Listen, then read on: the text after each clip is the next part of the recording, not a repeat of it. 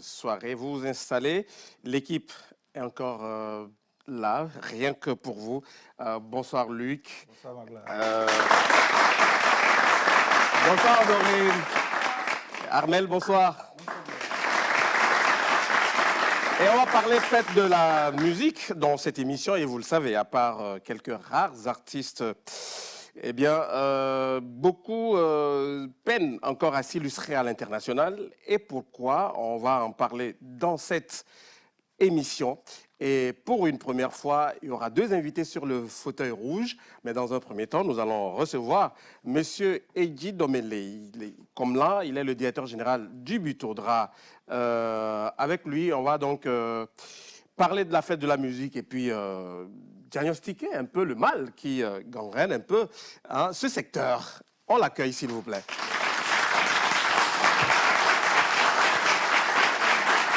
Bonsoir, directeur. Merci. Vous allez bien? Oui, je Super. Merci de vous installer. Voilà. Et dans le courant de cette émission, on aura le kiff avec le nouveau visage. Et puis, dans la deuxième partie, nous allons recevoir le second invité. C'est le fauteuil rouge, Monsieur Nassimi Komi. Il est le directeur général adjoint de l'agence Éducation Développement. Et avec lui, on va parler des IFAD. Vous restez avec nous, mesdames, messieurs. En fait, la télé commence maintenant.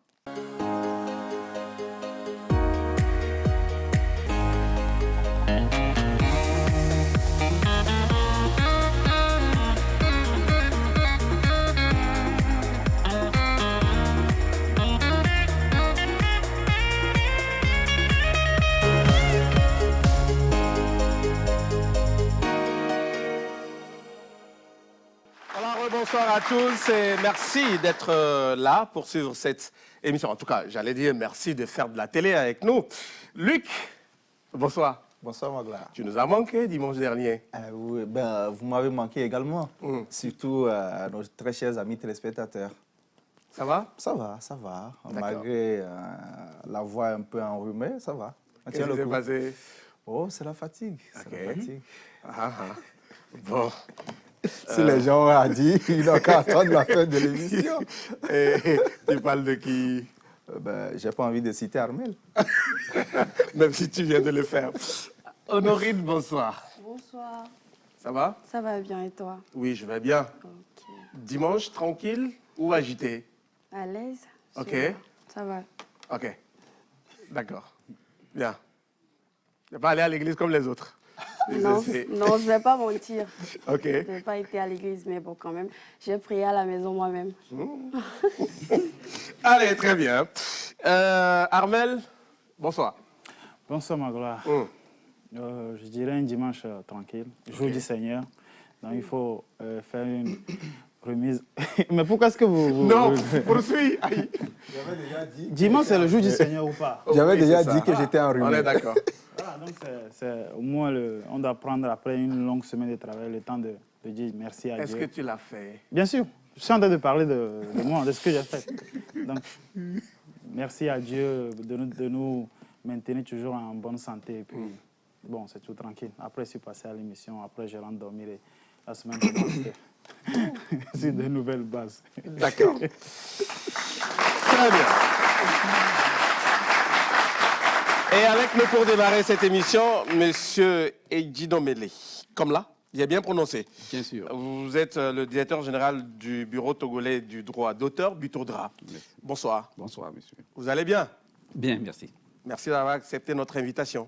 Très bien, merci à vous de m'avoir invité. Très bien. Avec vous, on va parler fête de la musique et surtout la situation de nos artistes. Et vous nous direz peut-être le pourquoi à l'international ils sont abonnés absents. Ok. Vous avez la réponse à ça, hein? Oui, nous allons essayer de répondre. Ensemble avec vos invités aussi, d'autres personnes qui sont là. Je crois qu'il y a des personnes de ressources qui pourront également se prononcer. Ce qui est bien, c'est que le directeur accepte déjà la remarque. Oui. Voilà, c'est ce qui est intéressant. Très bien. Voilà, donc on l'a dit, c'est pas un secret. Hein, et en interne, eh bien, on a des stars. Mais à l'international, c'est pas encore ça. Samuel a fait le constat, il nous fait le récit et derrière, on en parle.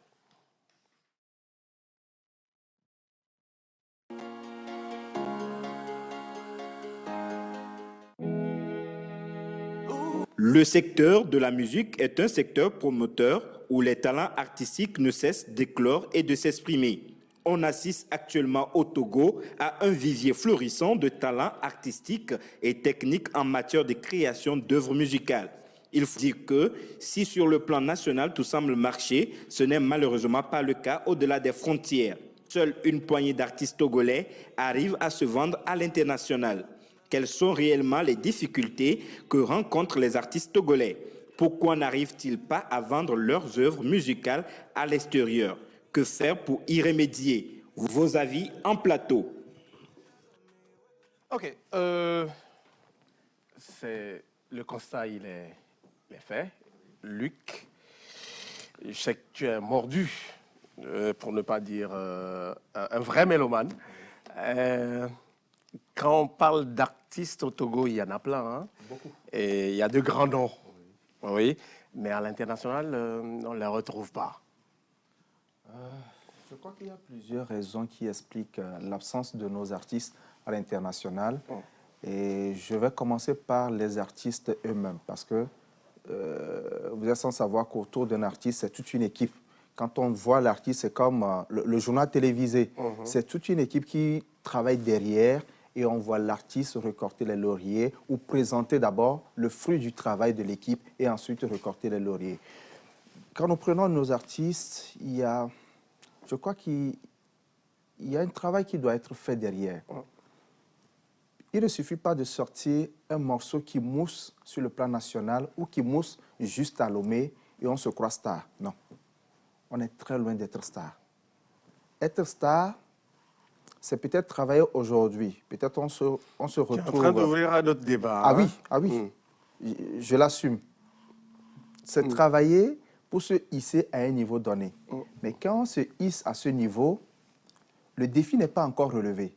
Le vrai défi, c'est d'arriver à se maintenir à ce niveau-là sur un moment vraiment très long où les autres pourront vraiment constater le nombre de talent que vous avez, le nombre de capacités ou compétences que vous mettez à la disposition du public. Et c'est ce qui manque à nos artistes. Vous allez voir un artiste, il sort un ou deux morceaux et puis il disparaît.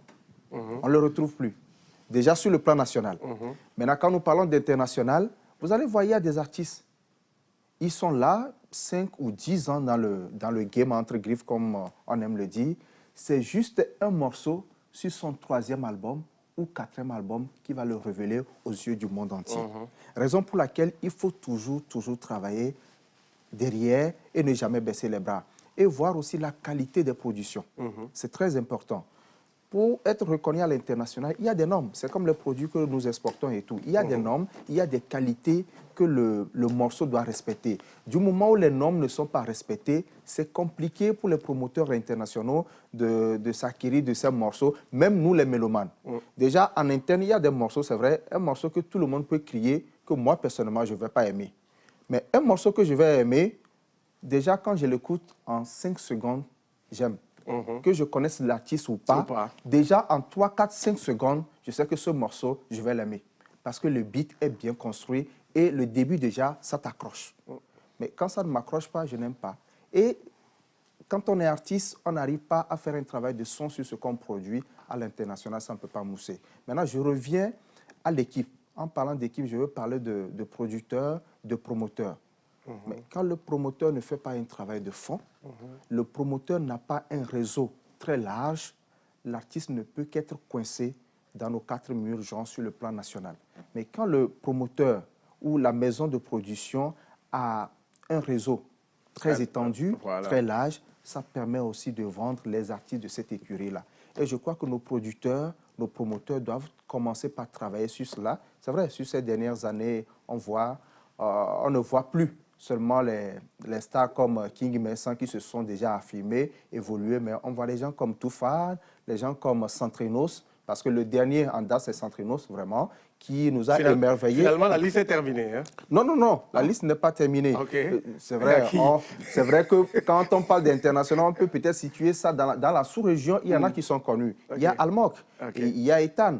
Ce sont des artistes aussi qui sont connus. Maintenant, il y a la jeune génération aussi qui arrive. C'est là où j'appelle également les anciens, les devanciers, à aider les jeunes. Et en amont, les jeunes doivent aussi être humbles pour que les anciens, les devanciers puissent les aider à mousser aussi. Vous imaginez un groupe comme Toufan qui va prester peut-être en France ou aux États-Unis et qui invite un jeune artiste qui est en train de monter, qui a l'opportunité de faire la première partie du groupe Toufan et qui mousse ou qui présente un morceau qui respecte les normes.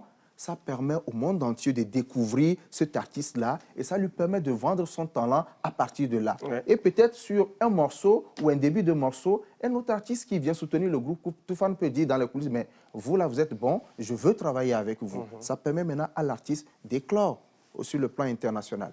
Je crois que c'est un peu ça ce que je peux poser comme diagnostic. Voilà. Luc a abordé pratiquement tous les aspects, hein, Honorine, mais il y a un autre aspect. Pour faire une bonne promo, il faut aussi disposer des moyens. Ah oui. Moi, nos artistes, voilà, en ont suffisamment. Je vais plutôt partir sur le point des problèmes financiers. Est-ce que nos artistes togolais ont assez de moyens pour faire la promotion de leurs chansons, déjà sur le plan national, avant de parler du plan international? Non, je ne crois pas. Est-ce que ces artistes-là, leurs managers font leur travail qu'ils devraient faire pour booster ces genres d'artistes-là?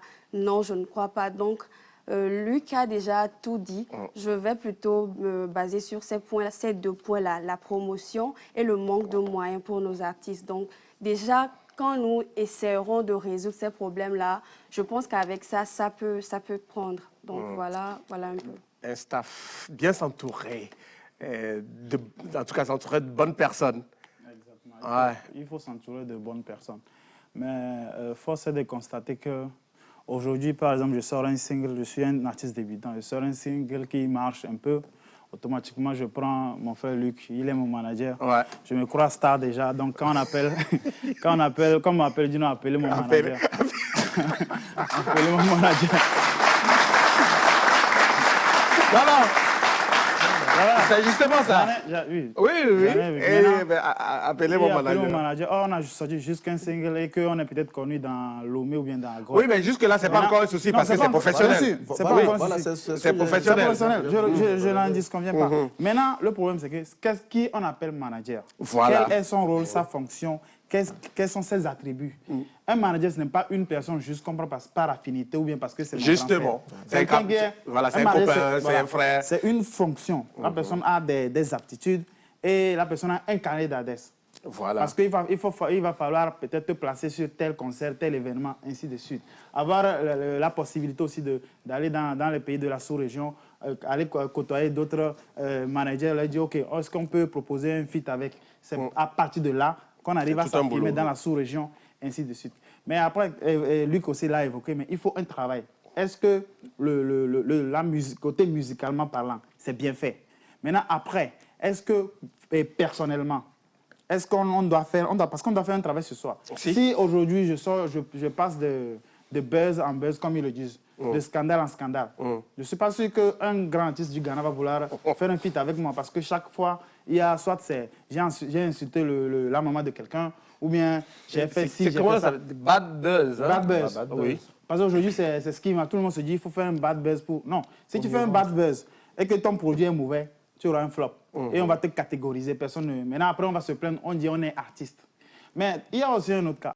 À partir de quel moment on doit appeler une personne artiste? Ou star. Ou star. Il faut le définir. Ce n'est pas parce que je fais un album de 15 titres et qu'un seul titre mousse que je suis star. Mais là, déjà, on est artiste. Non, on est artiste. Oui, mais on ne se proclame pas star. C'est le public qui nous porte star. Exactement. Qui fait de nous des stars. Voilà. Pour être star, il faut être capable, par exemple, de dire je prends le palais des congrès chaque 2 mois, par exemple, et le remplir. Non, pas forcément. C'est un exemple. C'est un exemple qui donne. Parce que ça, c'est de là où vous pouvez vous affirmer. Il faut faire des scènes. Si j'ai un album de 15 titres et qu'un seul titre marche, Je fais le premier spectacle. Les gens vont sortir. Premier son, ça passe. Mais les autres, les gens vont s'ennuyer. Deuxième spectacle, personne ne viendra. Les gens ont rempli des salles avec un seul son, hein. Faites attention. Oui, en fait, il faut dire qu'aujourd'hui, excuse-moi de te couper, Armel. Aujourd'hui, ceux qui suivent l'industrie musicale, c'est la stratégie qui marche. Et il y a un groupe qui incarne à merveille cette stratégie. C'est le groupe Toufan. Toufan, oui. C'est-à-dire qu'on prépare un morceau.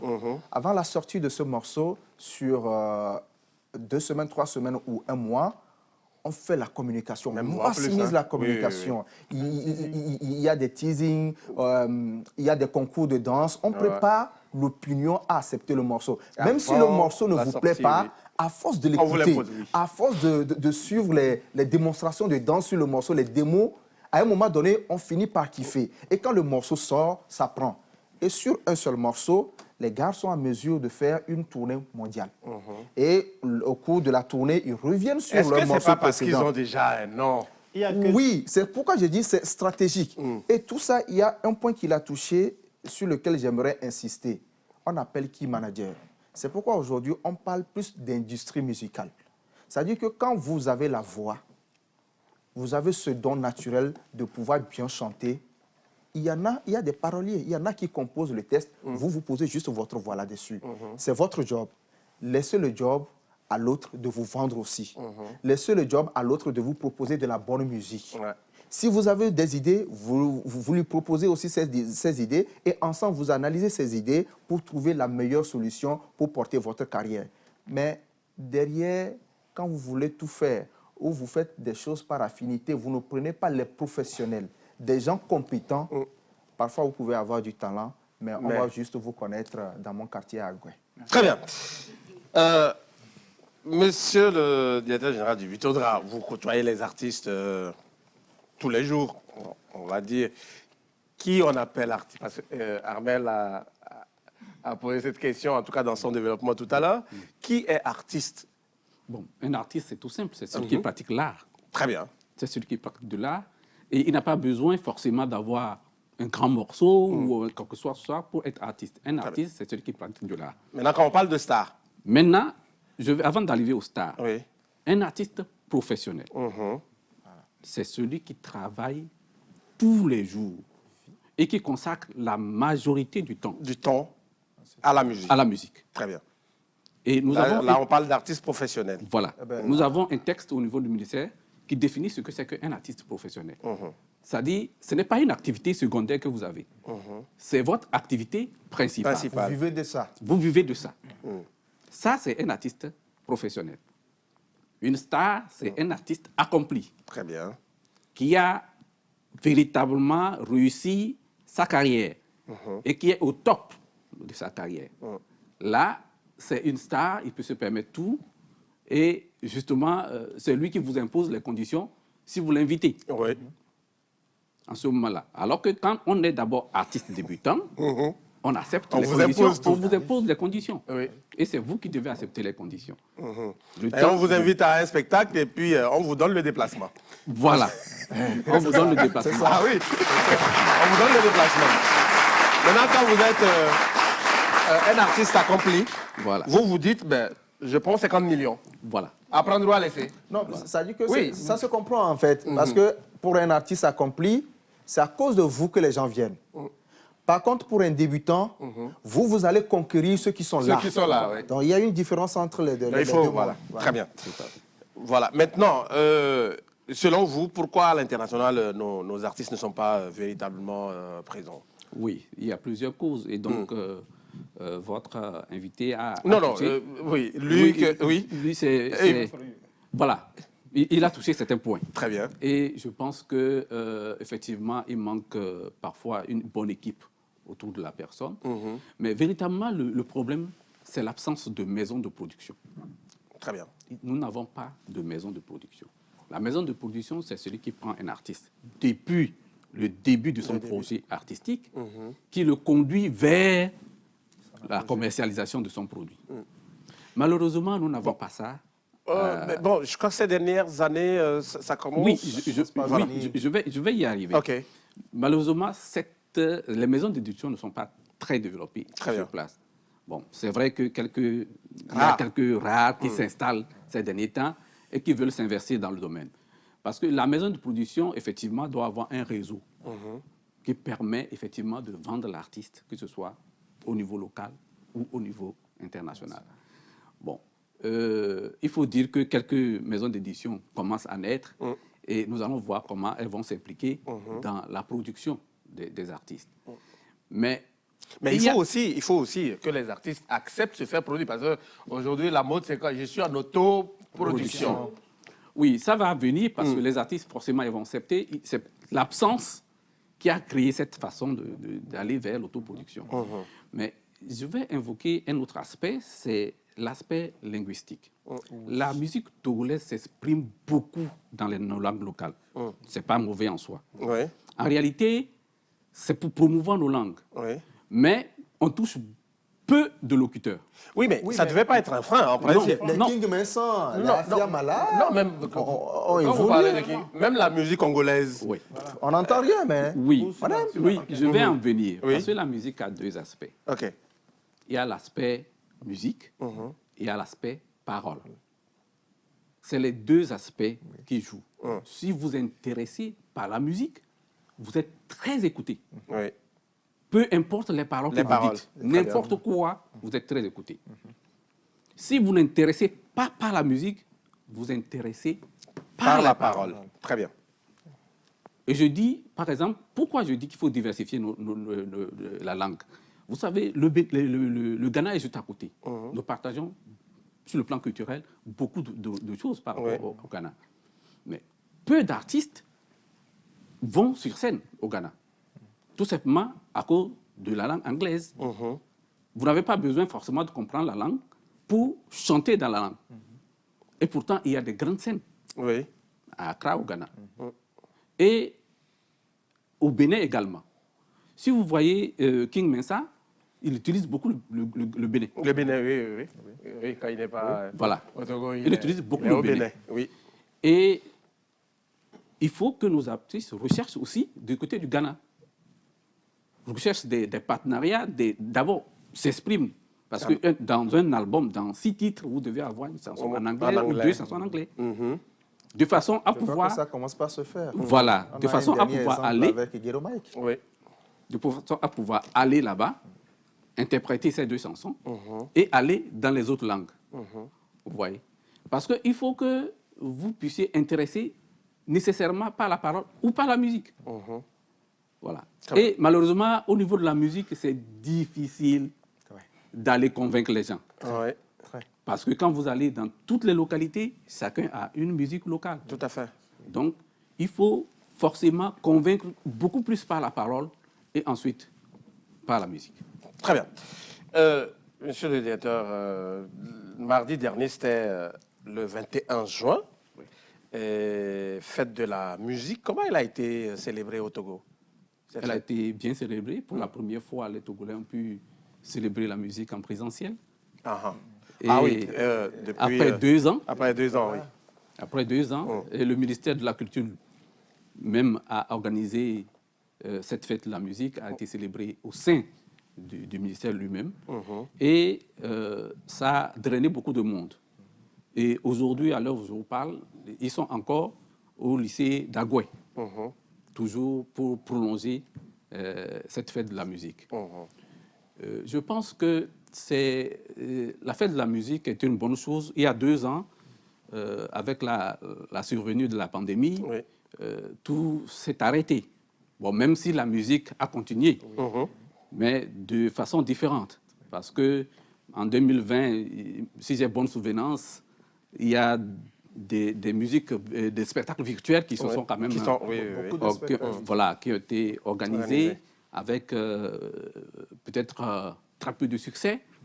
Bon, au niveau de l'écoute. Nous, les mélomanes, on était calés quand même. Voilà. Même si ça nous a coûté nos connexions. Voilà. Déjà, c'est une bonne chose de savoir qu'il y avait des gens qui tiennent l'écoute. Et donc, la musique revient. La musique revient après 2 ans.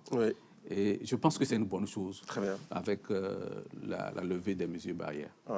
Merci. Entre autres faiblesses, on a parlé de manque de moyens au niveau des artistes. Et puis tout à l'heure, vous avez évoqué le ministère en charge de la culture qui a bien fêté la musique le mardi dernier. Mais vous pouvez nous dire, en quelques mots, ce que l'État apporte justement dans la promotion de l'univers musical? Oui, vous savez, c'est dû à cette absence de financement. L'État est venu en appoint en mettant en place le Fonds d'aide à la culture, qui aujourd'hui, peut-être comme vous le savez, s'est transformé en Fonds national de promotion culturelle. Oui. Parce qu'on s'est rendu compte que l'impact n'était pas aussi fort que souhaité. Et donc, ce fonds d'aide a appuyé longuement les projets artistiques. Et je pense que la musique a pris une part belle. Parce que les scènes, à l'époque, étaient quand même bien financées. À hauteur de combien, à peu près? Bon, je ne parlais pas de hauteur. Vous avez dit bien financé. Oui, non, en fait, je ne parlais pas à hauteur. Parce qu'en fait, l'État vient en appui. Non, quand c'est bien financé, oui, c'est que... Oui, l'État vient en appui.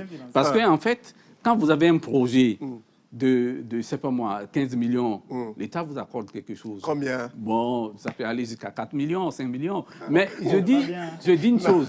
C'est-à-dire que c'est un appui. Monsieur le directeur, on est à la télé, hein? Oui. OK. Oui. Non, il y a des projets qui ont eu ce financement-là. D'accord. Plus tard, ça a baissé. C'est vrai qu'il y avait des financements qui pouvaient aller jusqu'à 1 million. Mais ça dépend de votre projet. Et ça dépend de ce que vous voulez faire. Et comme on dit, c'est un appui que l'État apporte. C'est pas, l'État ne vient pas financer l'ensemble de votre projet. Oui, voilà. On est d'accord. Donc, c'est un peu ça. OK. Voilà. Luc? Oui. J'ai plusieurs inquiétudes, mais je vais commencer par la dernière, puisque c'est l'actualité du moment. Quel est le regard que l'État a sur la musique togolaise en termes de... Vous avez parlé tout à l'heure de deux séquences quand on parle de musique, séduit par la musique, la musicalité du morceau et séduit par les paroles.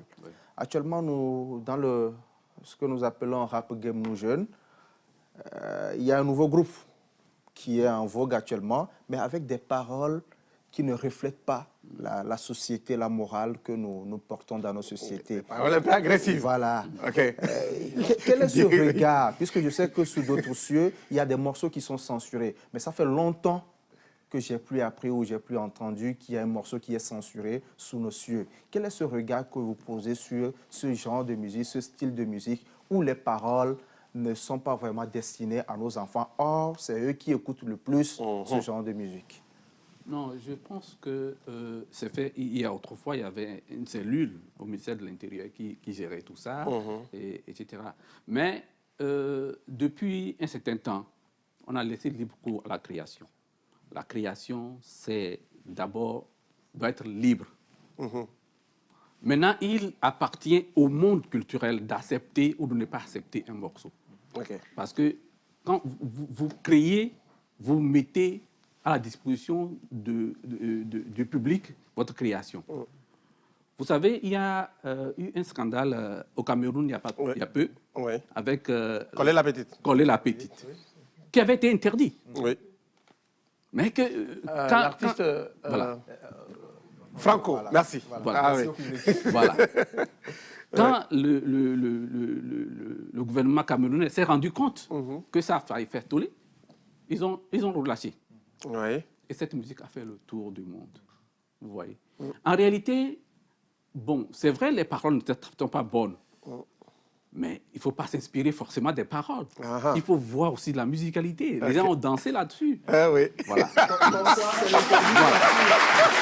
Non, même pas. Non, on avait dit ça. On avait que même ceux qui interdisent, ils dansaient sur le truc. Voilà. Et on a compris que c'est l'interdit aussi qui attire. Donc ça se comprend.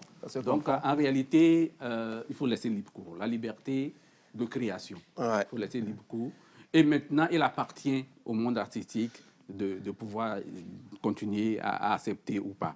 Et si le monde, le public rejette, vous allez voir que l'artiste lui-même va s'effacer et va changer. Très bien. Magloire, si tu permets ma deuxième question. Oui, Luc. Ben, on a parlé de la musique togolaise à l'international. Oui, les maisons de production doivent aider les artistes, doivent porter les artistes. Mais qu'est-ce que l'État fait? Qu'est-ce que le gouvernement fait justement pour aider à la promotion de cette musique-là? Est-ce que quand peut-être un membre du gouvernement a l'opportunité d'assister à une conférence à l'international où il a l'opportunité de promouvoir un artiste, est-ce que ça se fait comme il le faut? Quand on doit prester à l'international où le Togo doit être représenté, comment est-ce que les artistes sont choisis? Oui, ça, je ne suis pas dans le secret des dieux. Mais ce que je peux vous dire, c'est que sûrement, les gens font attention à ça. Parce que pour choisir un artiste, on ne choisit pas n'importe lequel. On choisit un artiste qui va honorer le pays. Oui, mais ce n'est pas le cas souvent. Ouais. Ah oui. Ouais. Le constat est clair. Bon, vous avez votre avis là-dessus. Mais ce qui est sûr, c'est que en tant que responsable d'un pays, je pense que les gens font toujours attention. Et ça, c'est mon avis aussi. C'est ce qui devait se faire. Maintenant, qu'est-ce qui est fait pour promouvoir justement la musique togolaise à l'international au niveau de l'État?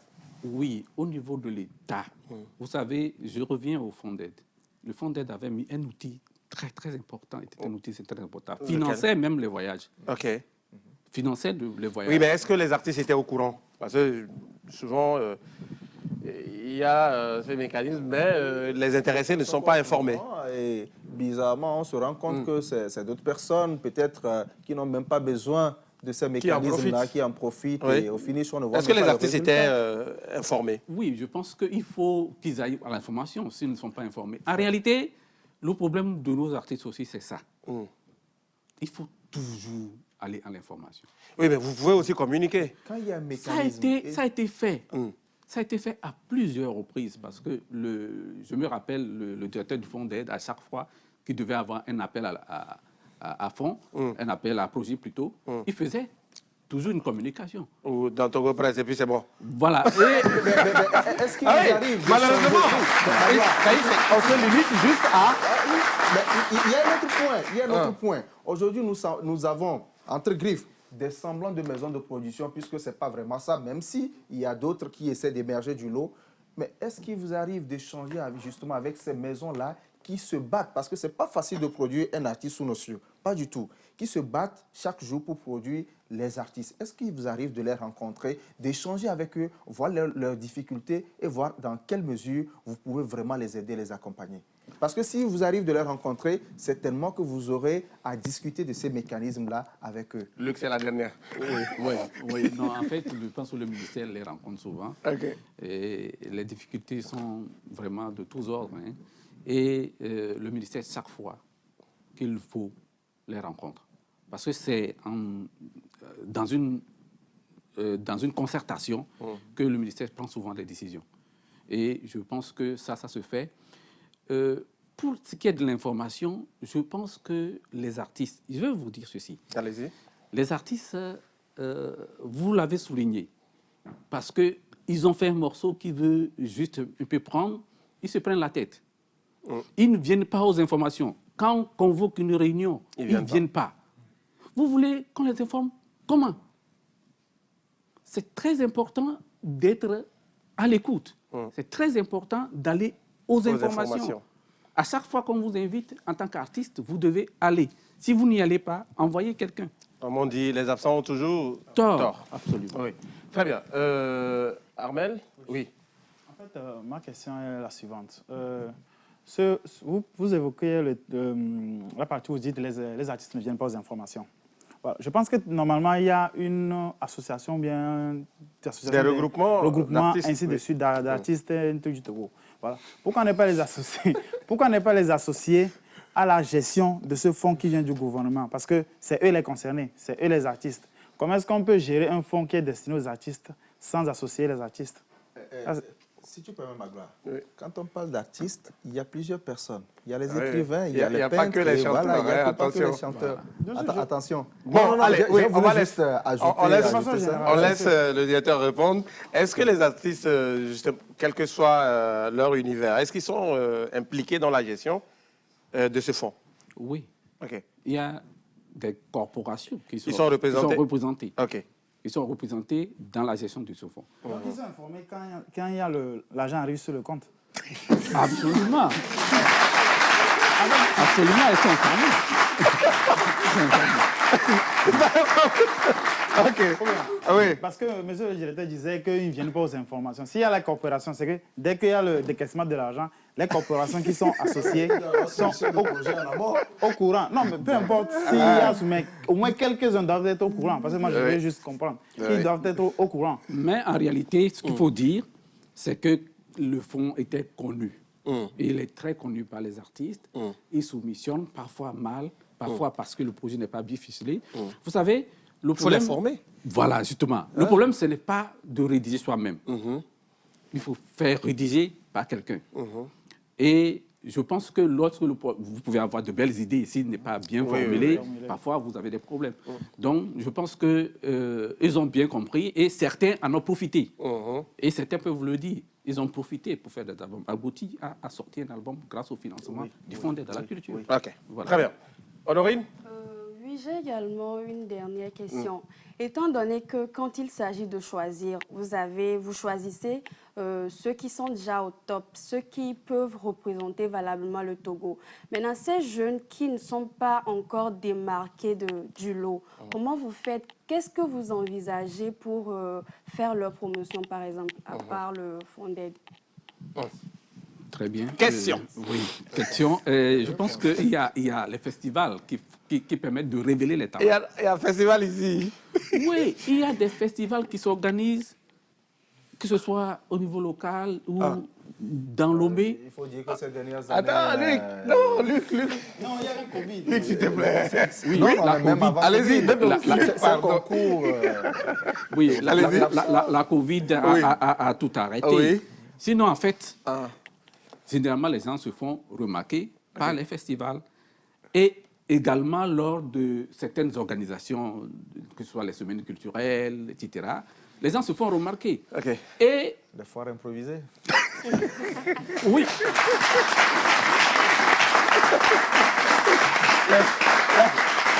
Les foires improvisées, hein? Ce sont les meilleurs créneaux pour se faire Tout à connaître. fait. oui, en réalité, c'est ça. Hein, parce que si vous demandez à certains artistes, ils sont venus des semaines culturelles. Vous voyez? Bon, peut-être qu'il y a un petit moins de sérieux dans l'organisation de cette semaine culturelle maintenant, mais je pense Il faut que ce soit mieux encadré. je pense que ce sera mieux encadré et je Non. pense que les autorités nous écoutent par rapport à ça. Très bien. On va terminer, monsieur le directeur général. Le Butodra, vous le savez, avant d'arriver à la tête donc, de cette institution, elle a été longtemps décriée par les artistes togolais, surtout dans la distribution de... Comment vous appelez ça? Des ristournes, Des- en non, quelque sorte. des droits. Des droits. Bon, OK. Des droits. Oui. Qu'est-ce qui est fait aujourd'hui pour les rassurer?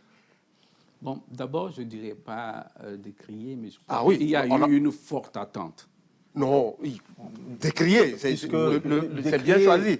On dans a le entendu sens les... où Non. Les artistes, je ne sais pas s'ils ne comprennent pas le mécanisme de dispatching des droits. Ou Oui, mais comment- on a entendu des bruits. Oui, Clairement. je veux Oui. en venir. Oui. Il y en a qui ont crié comme D'accord. quoi du haut de sa grandeur. Il a perçu 15 000. 15 000, 10 000 et tout ça. D'accord, Donc, d'accord. Ce que je peux dire... Comment le d'abord- dispatching se fait? Bon, le mécanisme... en bref. Oui, en bref. Très bien. En Je fait, sais que le mécanisme est long. oui, J'en sais quelque chose. c'est très long. Voilà. Mais ce qu'il faut vous dire, tout simplement, c'est que nous avons un logiciel. Un logiciel qui s'appelle le WIPO Connect. Il marche? Il marche. Ah oui.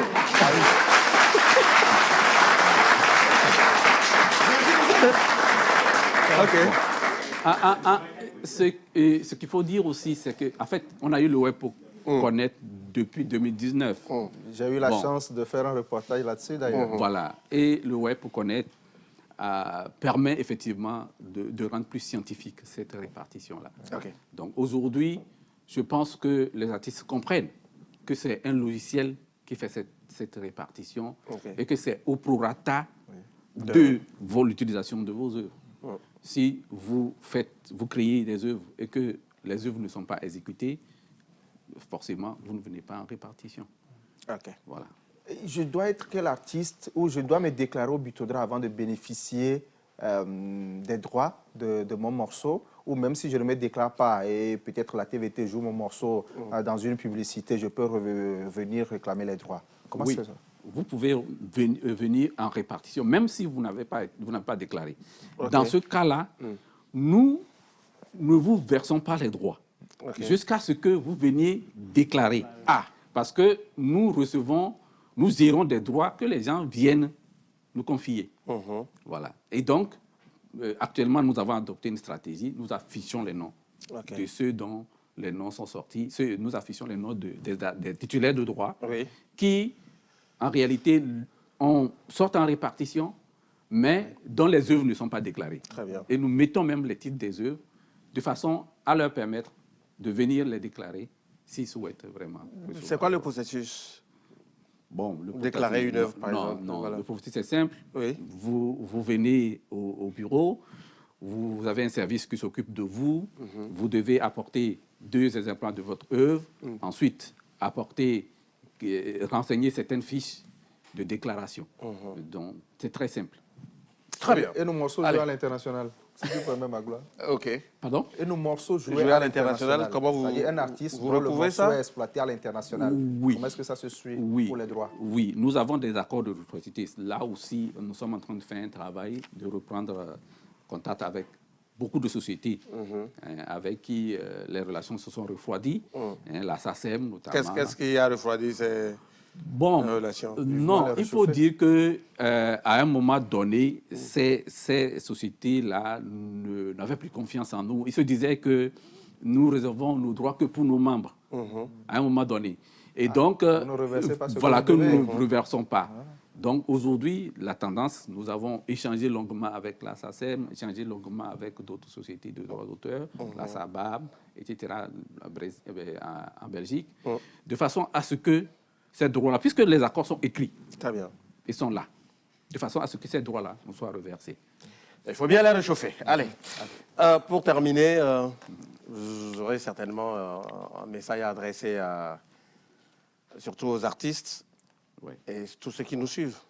Oui. D'abord, merci pour cette invitation et je voudrais dire aux artistes de continuer à faire le travail normalement.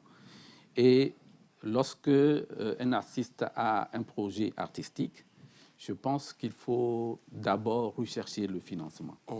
Ce n'est pas la peine de s'efforcer à faire un produit qui ne serait pas suffisamment commercialisable. Il faut rechercher, boucler son financement. Et ensuite, suivre tout le processus. Lancer son album normalement. Ce n'est pas la peine également de faire, je ne sais pas moi, de sortir un album si vous n'avez pas les moyens d'aller les lancer. Parce qu'il y a beaucoup qui le font, ils sortent l'album, ils n'ont pas les moyens d'aller faire un lancement de leur produit et le produit reste dans les tiroirs. Et tous ces gens-là, malheureusement, ils remplissent notre répertoire et ils pensent pouvoir bénéficier des droits. Vous voyez, et ça peut-être créé, disons, quelques problèmes, mais nous pensons qu'aujourd'hui, nous passons à la professionnalisation de la chose et nous voulons que les artistes également se professionnalisent. Très important. Merci beaucoup.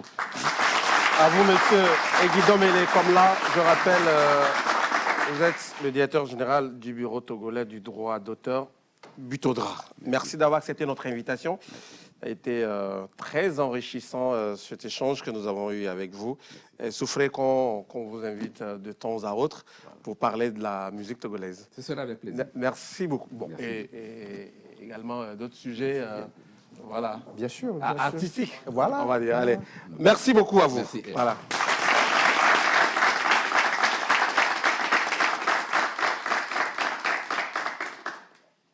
Très bien.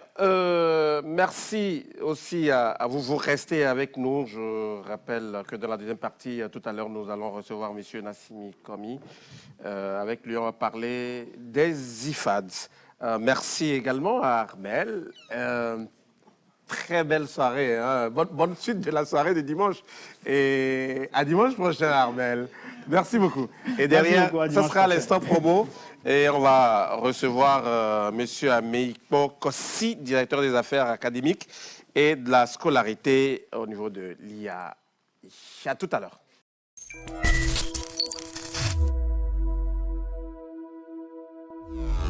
Empreinte by Zara Shop est un espace spécialement dédié à l'originalité. Tout pour l'habillement, des chemises aux costumes, passant par les chaussures et tous les accessoires de mode, le tout de marque Zara, toutes tendances confondues, hommes, femmes et enfants. Empreinte by Zara Shop vous accueille dans son cadre réservé uniquement aux habits pour hommes. Vous y trouverez des costumes vestes complets et en demi-saison de marque Del Papo, des chemises café coton et vous n'aurez que l'embarras de choix. Nous mettons à votre disposition des chaussures de différentes marques avec des finitions exceptionnelles, accompagnées de leurs accessoires pour ceux qui veulent de la haute couture. Tout ceci est disponible et à prix imbattable grâce à la marque BCBG Max Azria. Le glamour s'offre à vous, s'exprime avec force et puissance. Zara Lomé, l'empreinte de la différence.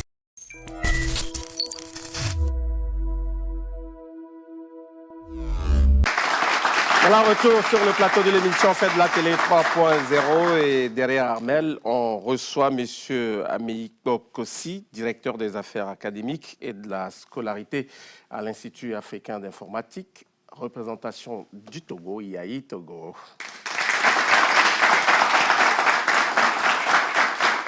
Et sur le fauteuil rouge, pour le second invité, on reçoit M. Nassini Komi, directeur général adjoint de l'agence Éducation Développement. On va parler des IFAD avec lui. Merci beaucoup à vous. Bonsoir, M. Nassini. Bonsoir, ma gloire. Merci beaucoup d'avoir accepté notre invitation et installez-vous. Merci. Super. Merci beaucoup. Monsieur Nassini, bonsoir. Bonsoir, Bagloire. Vous allez bien? Bonsoir, chers téléspectateurs. Très bien, merci. Très bien Merci d'avoir accepté l'invitation. C'est vraiment un plaisir de vous avoir sur ce plateau. Plaisir partagé. Donc, avec vous, on va parler des IFAD tout à l'heure. D'accord. Voilà. Mais en attendant, on va aller redécouvrir pour Luc, Honorine et moi l'Institut africain d'informatique. Mais pour vous, c'est une découverte. Hein? Non, bon, juste pour rigoler. Monsieur Ameiko Kossi, vous voulez bien présenter aux téléspectateurs l'Institut africain d'informatique? Oui. En tout cas, pour ceux qui, forcément, ne savent pas ce que c'est. Très bien.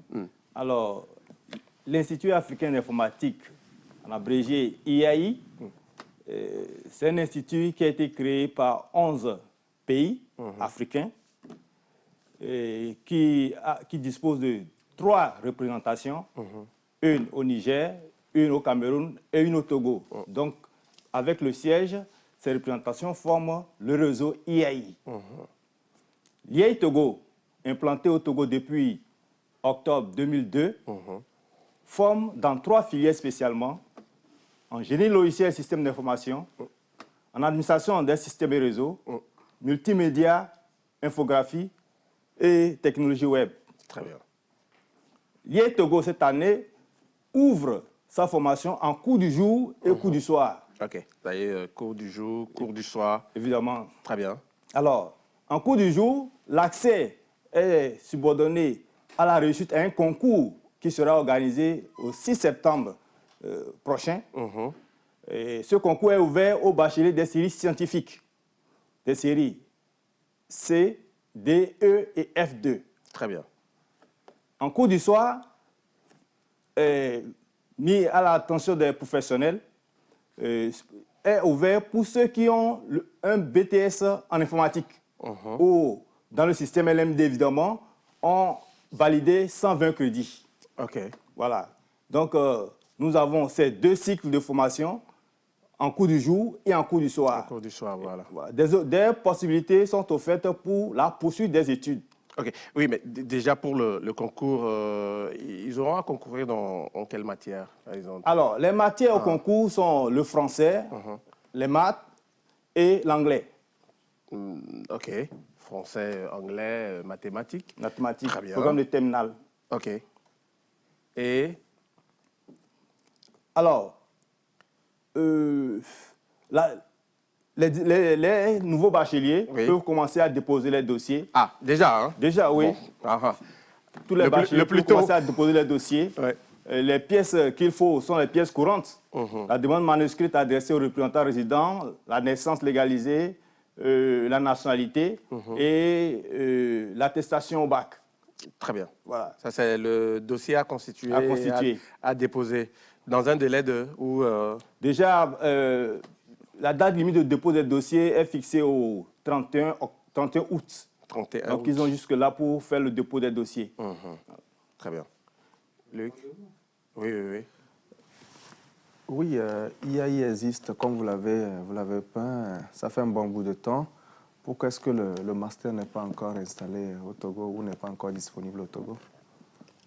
Bonne question. Le master est là, mais pas au sein de l'IAI, parce que l'IAI, les tests fondateurs de l'IAI ne donnent pas la possibilité aux représentations d'ouvrir le cycle master. Sinon, il y a un master au Togo, le master à l'université de Lomé. Voilà. Quelque part, je vois que vous parlez de la possibilité de poursuite des études. Vous pouvez mieux nous expliquer la chose? Oui, nous avons deux possibilités pour nos étudiants en fonction de nos partenariats. Oui. Il y a cette possibilité pour les étudiants de poursuivre leurs études à partir de la deuxième année, mais en mobilité. En mobilité vers nos partenaires. Donc, ils vont faire la troisième année et ils reviennent. Et il y a cette possibilité, après la troisième année, de poursuivre un cycle master ou ingénieur dans nos universités partenaires. Et nos universités partenaires, nous avons pour la mobilité, nous avons le siège, le réseau IAI, nous avons l'IUT de Belfort, nous avons l'Université Polytechnique de Nice et les universités de Lomé et de Kara. Très bien. Pour l'après-diplôme, c'est-à-dire après la troisième année, nous avons Polytechnique de Nice, l'UTBM de Belfort et le siège qui sont prêts à accueillir nos étudiants. Très bien. Voilà. Pour se faire former chez vous, il faut disposer de combien par an? Par an, la formation. Juste une idée, oui. Pour ceux qui, forcément, vont s'intéresser, qui se préparent. Alors, le coût de la formation est de 600 000 francs pour les garçons et de 550 000 francs pour les filles. Pourquoi? Il faut encourager... Il y a une différence dans... Évidemment. Il faut encourager qui? Les gens, la gente féminine. Qui parlent d'égalité. Égalité genre. C'est ça.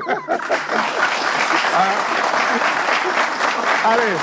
Bon, donc, c'est juste pour rigoler, on a compris. Donc, 550 000 francs pour les filles et puis 600 000 francs pour les garçons. Voilà, pour les garçons. Donc, frais d'inscription frais d'inscription, c'est 15 000 francs. Seulement. Seulement. Très bien. Bon, allez. Honorine, Luc, c'est bon Oui, allez, très bien.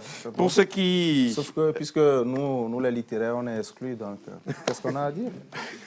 C'est ça, hein? Ah oui, c'est ça. Allez, pour ceux qui veulent continuer par s'informer, ou ceux qui sont intéressés forcément pour... Alors, pour ceux qui sont intéressés, d'abord, par le concours. Le concours va se dérouler à Lomé, à l'IAI Togo, et au lycée de Kara 1. OK. Alors, pour ceux qui sont à l'intérieur. Pour ceux qui sont à l'intérieur du pays. Alors, les informations sont disponibles. On a les dates pour le concours? Oui. Oui, je l'avais dit tout à l'heure. Oui, on peut le rappeler, oui. Oui, c'est le 6 septembre, mardi 6 septembre 2022, à partir de 7 heures. Simultanément? OK. Simultanément. À Kara et à Lomé. Très bien. Voilà. Alors, les informations, comme je le disais tout à l'heure, sont disponibles sur notre site, le www.iatogo-6.tg. Nous avons notre tableau d'affichage à l'Institut et les thèmes de référence sont aussi disponibles sur ce site-là également. Donc, notre secrétariat est joignable au 22 20 47 00. Très bien. Voilà, donc, soit on va sur le site www.iai-6togo.pg ou appeler au 22 20 47 00, c'est ça. Bien cela. Merci beaucoup.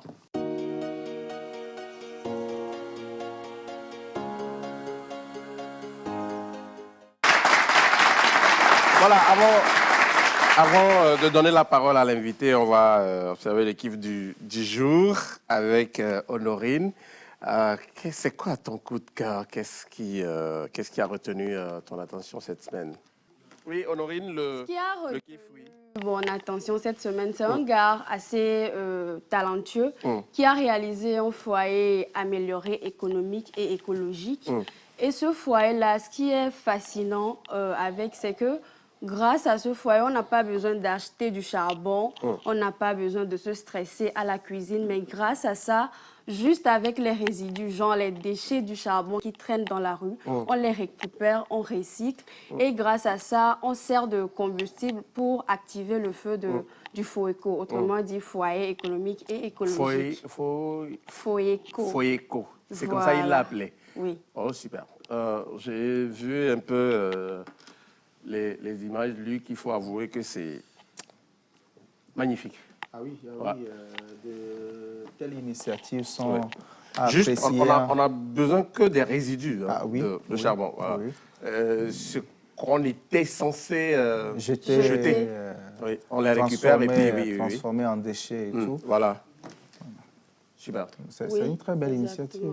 C'est une très belle initiative, surtout à l'heure où nous parlons des changements climatiques, du réchauffement climatique et tout. Je crois que ces genres d'initiatives sont encouragées. La vie chère parce que le charbon, ça coûte. Ah oui, ah oui. Donc, on utilise, on recycle. Et puis, la vie continue. Ouais. On dépense moins et on fait la cuisson au calme. Tranquille. Voilà. Monsieur Abénico, comment vous trouvez l'initiative de ce jeune Togolais? C'est génial. Ah ouais. Oui. Et c'est à encourager. Voilà. Il y en a plein comme ça. Hein? Ah oui. Oui.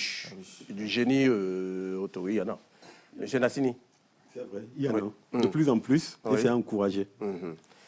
Merci beaucoup. Ouais, donc, moi, j'exhorte les Togolais, étant donné que nous vivons tous une période de la vie chère au Togo, j'exhorte, pardon. Au Togo, mais Ah ouais, bon. Ouais.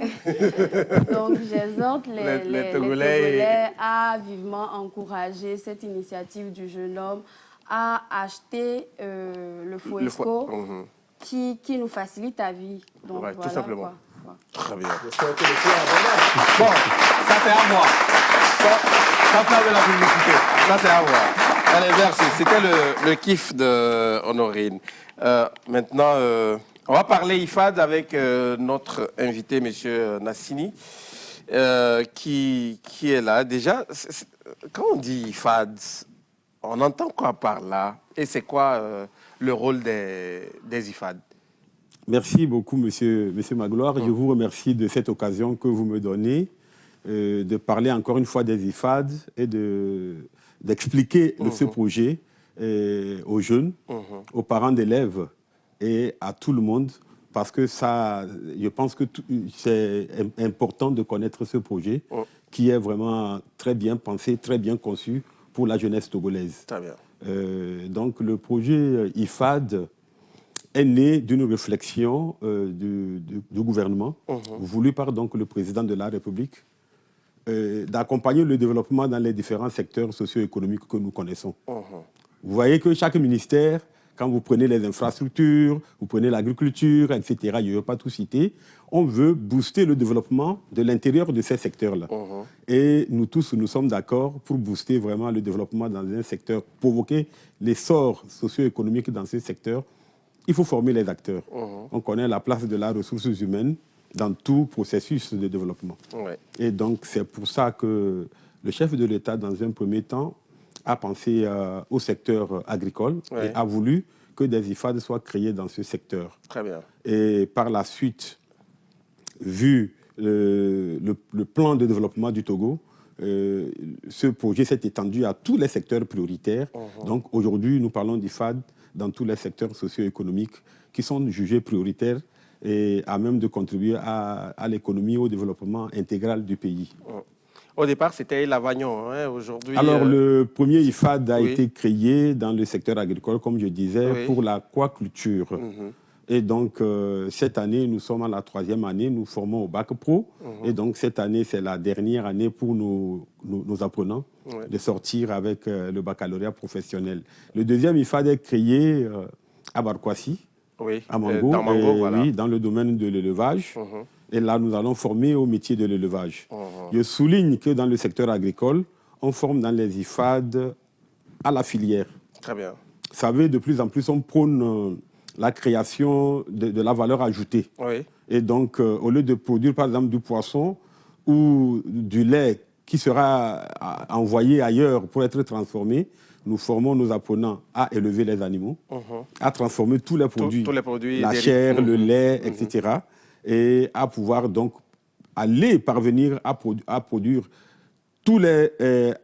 à fabriquer tous les produits transformés, tous les produits dérivés, par exemple, de lait, et pour pouvoir créer vraiment toute la chaîne de production. Très bien. C'est pourquoi, quand vous prenez l'IFAD aquaculture de Lavagnon, oui. Vous avez des infrastructures de production pour le grossissement.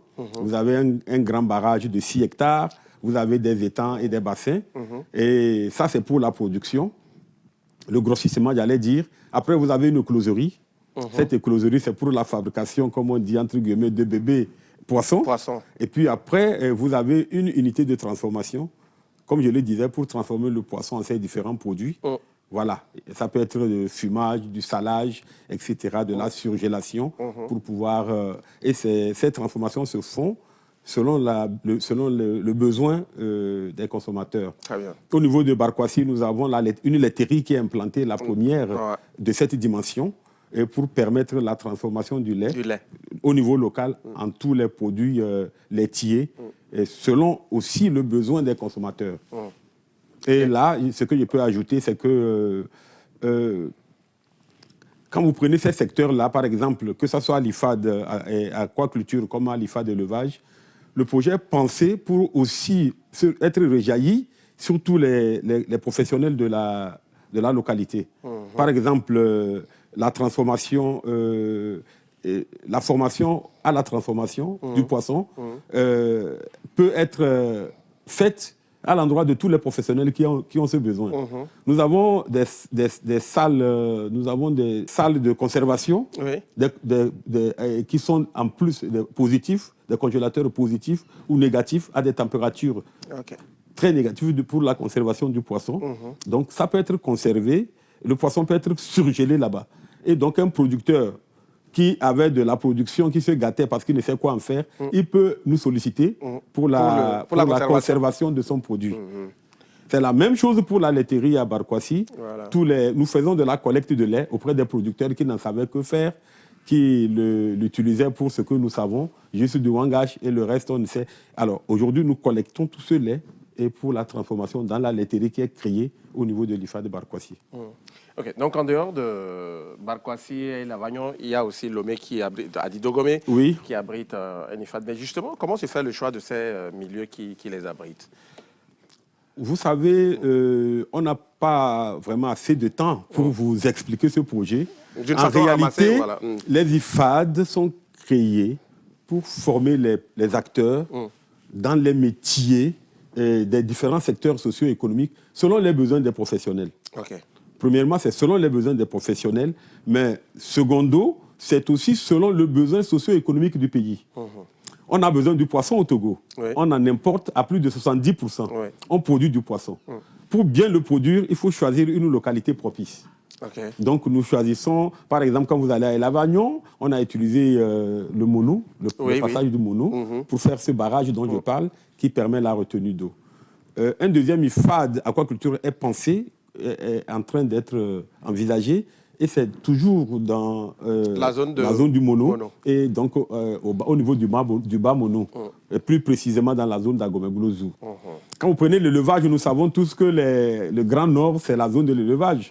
Donc l'IFA d'élevage est créé là-bas. Ce n'est pas aussi le fruit du hasard. Un deuxième IFA d'élevage sera aussi créé et très bientôt. On va lancer la création. Ça, c'est dans la Goue. C'est au niveau de la Goue. Et vous avez une zone là-bas où était déjà implanté l'ITRA, qui est très propice aussi à l'élevage et à l'agriculture. Donc voilà, ce sont des opportunités naturelles qui sont exploitées pour choisir les localités. Et le projet est conçu pour que les IFAD soient construits dans les différentes localités du pays, parce que les IFAD sont aussi en quelque sorte des moyens de désenclavement des localités. Quand un IFAD arrive dans une localité, il y a l'eau qui arrive, il y a l'électricité qui arrive au cas où il n'y en avait pas, il n'y avait pas ces infrastructures, il y a la route qui arrive et il y a des commerces qui se créent automatiquement. Oui. Donc les IFAD sont créés de cette façon-là à pouvoir permettre le développement intégral du pays en impliquant toutes les localités et tous les secteurs. Très bien. Luc? Je fais partie de ces rares... Bon, en tout cas, je fais partie de ces personnes-là qui admirent beaucoup cette initiative. Mais au même moment, à chaque fois que je découvre un IFAD, il y a une question qui me vient. Est-ce un aveu, la création des IFAD, est-ce un aveu d'échec de la création des critères faits? Et en plus, qu'est-ce qui fait la force de ces IFAD-là aujourd'hui? Je vous remercie. Je ne vais pas parler d'aveu d'échec. Quand on fait un pas en avant, il faut reconnaître que c'est un pas en avant. Ça ne veut pas dire que vous n'aviez pas avancé avant. Nous avons fait le même constat. Vous avez des diplômés et en même temps qui n'ont pas d'emploi, des diplômés qui n'ont pas d'emploi, mais en même temps vous avez des entreprises qui vous diront on n'a pas de compétences. C'est un contraste qui est là et que nous constatons tous. Les parents se plaignent, ils disent nous avons des diplômés, nous avons des gens qui ont de la maîtrise. Vous savez, il y a quelque chose qui se dit de plus en plus, qu'il y a des maîtrisards qui font du gémigeon. On le dit de plus en plus, on l'entend.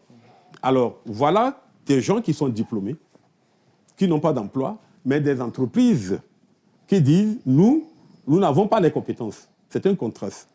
Les IFAD viennent en réponse à ce problème pour former vraiment cette fois-ci autrement. Et la formation dans les IFAD se fait comment? C'est le dispositif même qui garantit l'adéquation, formation, emploi. On ne le décrète pas. Je vais vous dire rapidement. Quand on veut créer un IFAD, puisqu'on veut une adéquation entre la formation et l'emploi, on commence avec l'identification des besoins de formation avec les professionnels. Par exemple, si on veut former en journalisme, nous, à l'AED, on n'est pas des journalistes, on n'est pas des animateurs d'émissions, on ne connaît pas les activités ou les activités ou les compétences dont il faut attester pour être journaliste. On vient vers les journalistes et on leur demande, écoutez, dites-nous quels sont les besoins en formation chez vous et quelles sont les activités, quelles sont les compétences que vous attendez de quelqu'un qui est formé journaliste. Et là, vous nous donnez la réponse en élaborant vous-même le référentiel métier. Le référentiel métier contient toutes les activités qu'il faut conduire pour être journaliste. Toutes les compétences attendues, vous nous le dites dans votre référentiel métier. Nous, maintenant, nous savons comment faire par la suite parce que nous avons une ingénierie pédagogique qui s'est transformée en programme de formation les attentes que vous avez exprimées.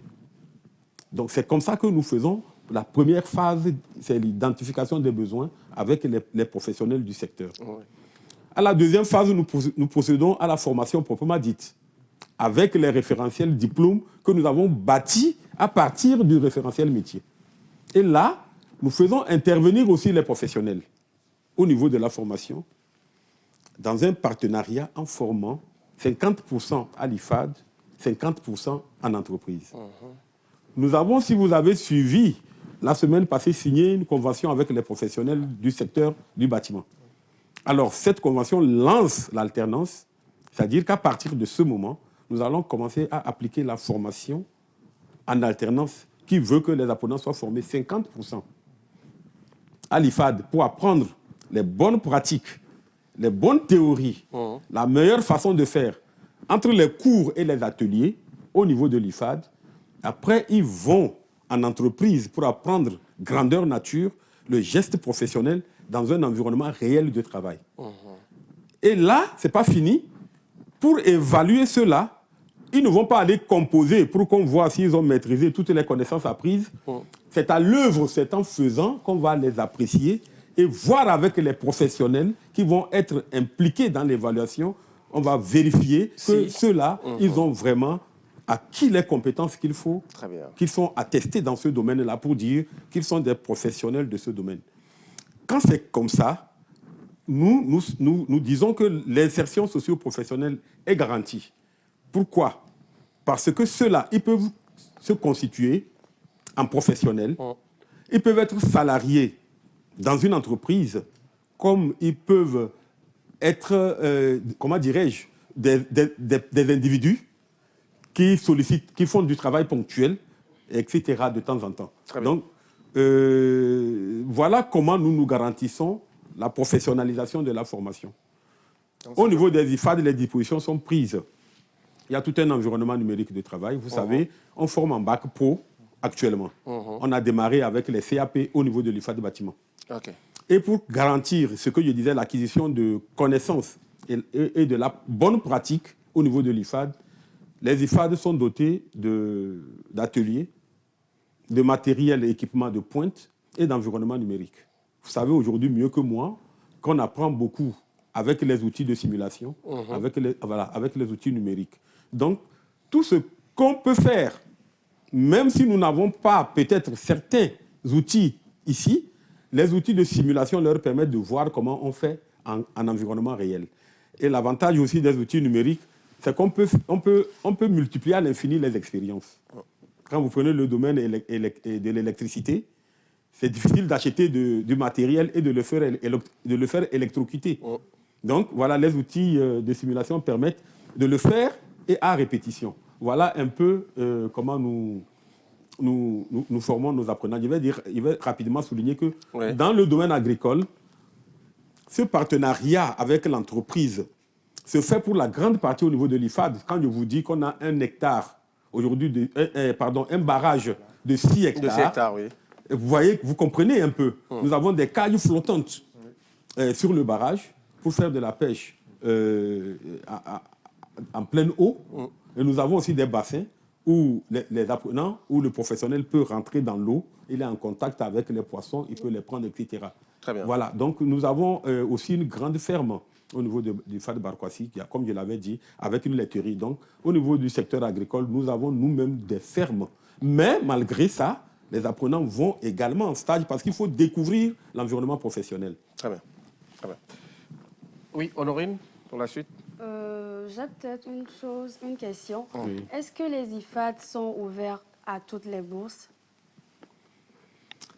Bon. Tout le monde peut se faire former. Tout le monde peut se faire former. On regarde, voilà. Tout ce qu'on vient de nous citer. Oui, tout le monde peut voilà. se faire former. Vous veniez de parler de l'IAI, où il faut payer 600 000. Ben, vous voyez bien qu'il y a l'école n'a pas fermé. Et voilà, donc on peut bien se faire toujours former. Et...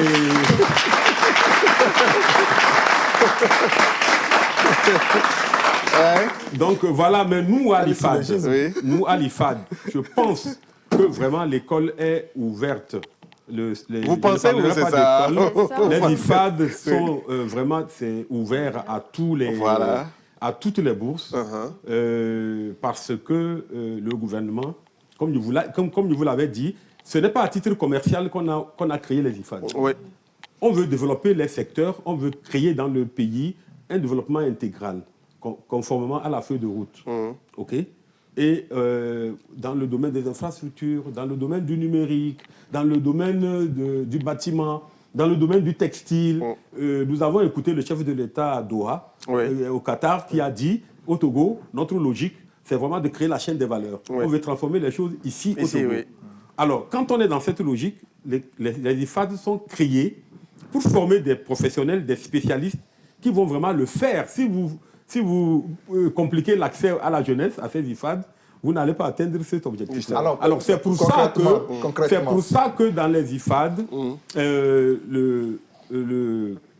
les frais de scolarité sont étudiés et sans prendre en compte plusieurs volets. Par exemple, dans les IFAD agricoles, vous avez une cantine, vous avez un internat, et vous avez les infrastructures dont j'ai déjà cité. Les fournitures, c'est offert. Les tenues, c'est offert. Les équipements de protection individuelle, c'est offert. Maintenant, et le tout, vous payez 400 000. Ah.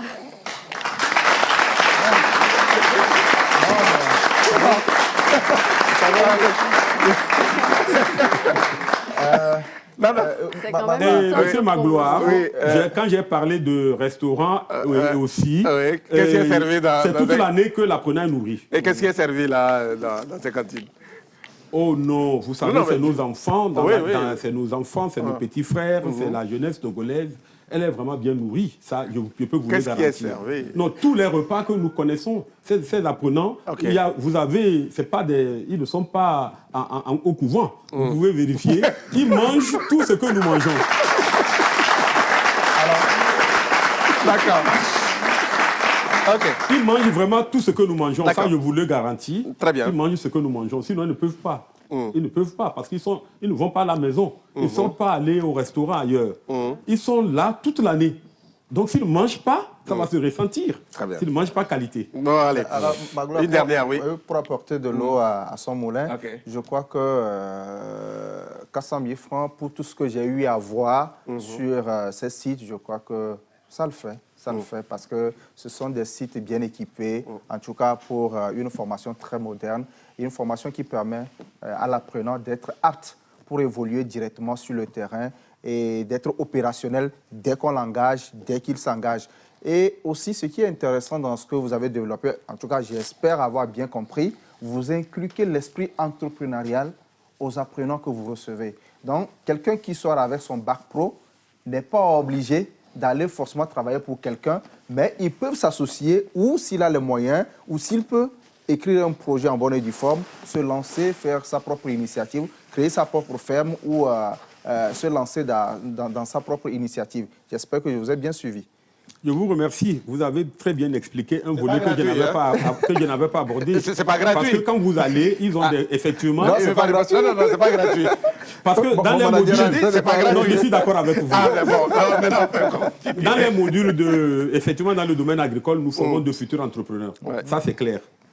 S'ils ne sont pas entrepreneurs, ils ne peuvent pas vraiment respecter toute la chaîne de valeur. Et donc, ils ont dans leur module de formation, ils ont le pilotage de l'entreprise. Ils ont la gestion de l'entreprise également. Dans leur matière, ils savent comment monter un business plan. Ils savent comment aller à la conquête du marché, comment rechercher les débouchés. Tout ça, on leur apprend ça. Ça fait partie de leur cours. Et aussi, ils ont un cours sur les mécanismes de financement. Voilà, donc tout ça là, c'est ça qui garantit vraiment qu'ils peuvent vraiment s'installer. Quand vous prenez, j'ai dit tantôt qu'au niveau de l'IFAD, aquaculture, ils sont en dernière année. Et effectivement, on a anticipé, on n'a pas attendu qu'ils sortent. Ils ont déjà créé leurs entreprises. Il y en a qui sont déjà même en avance, qui pilotent déjà leurs entreprises. Actuellement, à l'heure où je vous parle, ils ont leur cage flottante sur le barrage d'Angbeto. Ils produisent du poisson actuellement et ils font du chiffre d'affaires actuellement. Très bien. Et donc là, nous savons que tous n'auront pas les moyens de s'installer, mais nous avons prévu aussi des espaces d'incubation au niveau de l'IFAD. Et pour quelqu'un qui n'a pas vraiment pu démarrer, qui n'a pas pu s'installer, on l'installe, on lui offre un espace d'incubation au niveau de l'IFAD avec des conditions, parce qu'après, il faut qu'il grandisse, qu'il parte et qu'il laisse la place aux jeunes qui vont sortir de formation. Très bien. Merci beaucoup. À vous, on arrive au terme de cet entretien. Quel sera votre mot de la fin, M. Nassini? Monsieur Magloire, je suis surpris que la fin arrive si tôt. Ah oui, ça va parce très vite. qu'actuellement, nous sommes en plein recrutement au niveau des IFAD. Oui. Et c'est très important de le dire à la population, à la jeunesse et aux parents d'élèves. Les examens sont en train de finir. Au Togo, nous avons des résultats d'examen et tout. Et il faut vraiment dire qu'aujourd'hui, nous sommes en plein recrutement. Les jeunes doivent saisir cette opportunité qui leur est offerte pour vraiment s'inscrire massivement dans les IFAD. Le recrutement a démarré depuis le 8 juin. Il se poursuit jusqu'au 8 juillet. Et les conditions de recrutement, c'est vraiment simple. Pour le bac pro que nous avons ouvert pour l'aquaculture, pour l'élevage, et pour 4 formations à l'IFAD de bâtiment, en bac pro, je vais rapidement les dire. Là, c'est le BPC qui est exigé, mais dans nos réalités que nous vivons, nous voyons il y a des gens qui ont le bac plus 1 ou plus 2 qui viennent.